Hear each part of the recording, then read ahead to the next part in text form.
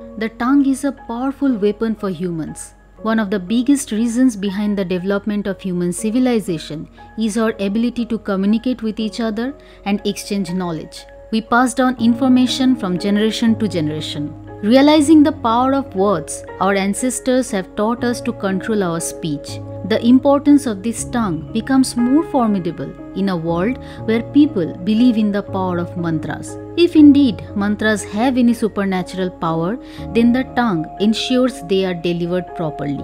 But what if someone pulls that tongue and paralyzes our ability to speak?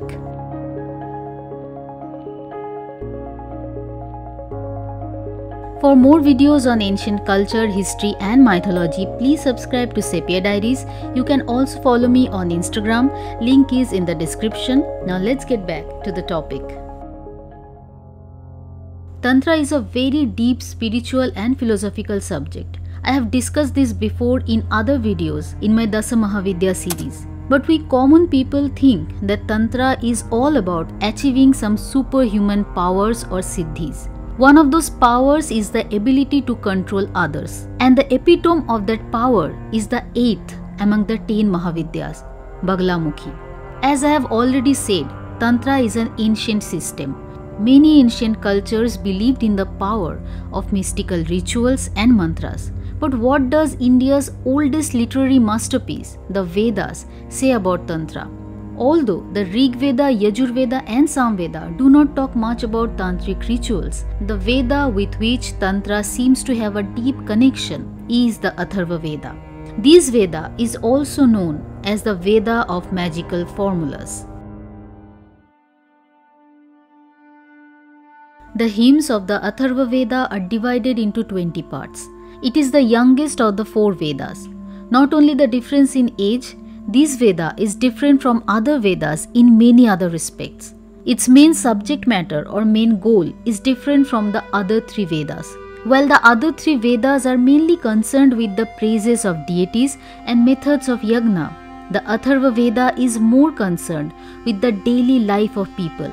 The main aim of Atharva Veda is to improve human life. It contains hymns, prayers, formulas, etc. It deals with matters such as warding off evil spirit, curing diseases, punishing sinners, acquiring the power of invisibility, defeating enemies in battle, obtaining love, protection from animals, increasing the number of cattle, etc. When people feel helpless, they want to bring things under their control that are usually out of their reach. Is there absolutely no praises for God? Yes, there is praises for devas and some cosmological thoughts as well. However, the main tone of Atharva Veda is related to everyday life. The interesting thing is, we usually see all these things as parts of the magical world of Tantra.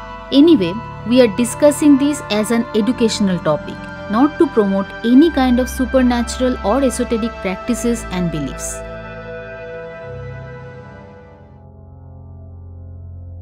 Since Tantra and its powers are being discussed, we must talk about goddess Baglamukhi. We know that mahavidyas are different forms of goddess Kali or Sati.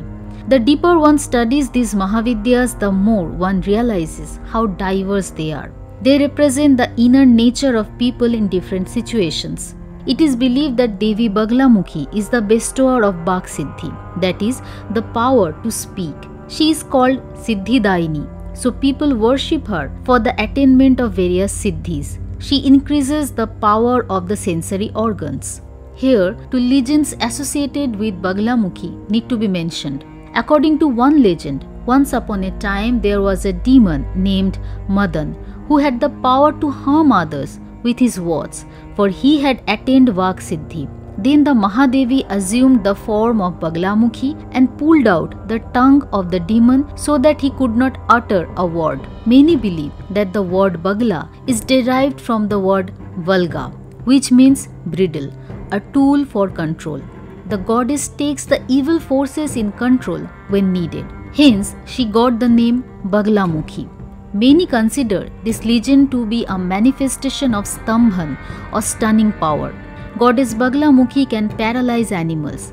She doesn't only stun physically but mentally as well. She is sometimes called Brahmastra Rupini, and Shatru Buddhi Vinashini. So many people perform Baglamukhi sadhana to gain the power to control their enemies. The association of the yellow color with goddess Baglamukhi is very deep. According to a legend, once upon a time, a huge storm came and almost destroyed the world. Then Lord Vishnu prayed to the goddess. Pleased by the prayer, Prakriti Swarupini Devi assumed the form of Baglamukhi and emerged from Lake Haridra and pacified the storm. So in both legends, we can see that goddess Baglamukhi is the epitome of control. But that power to control has always been used in the best interest of the world. Sometimes goddess Baglamukhi is also called Kalyani and Kubjika. Sometimes the goddess appears with 2 hands and sometimes with 4 hands. She holds a club in her right hand with which she is beating the demon.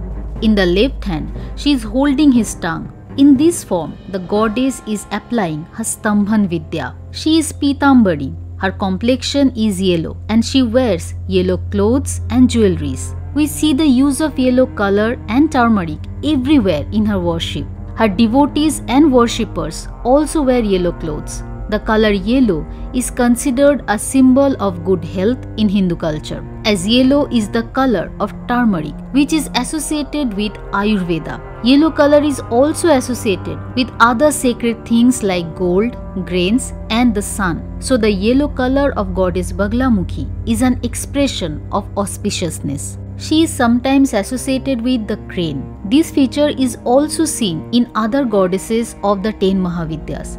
For example, goddess Dhumavati is associated with the crow and Matangi with the parrot. Although she is a goddess of the Tantric tradition, goddess Baglamukhi is generally worshipped according to the Vedic customs. It is not uncommon for humans to want to control others for their own interests, be it by the power of mantras or by the power of money. To fulfill their desires, they become ready to do anything. In reality, power is just power. What matters is the intent. If that power is used to make the world a better place, then that power is good. Pitambari Devi Baglamukhi is the personification of auspiciousness and protection, who saves the world by controlling demonic forces. But if the power is used for the fulfillment of unjust personal interests, then that is always bad. Ending here today, I'll be back with a new video very soon. Stay well.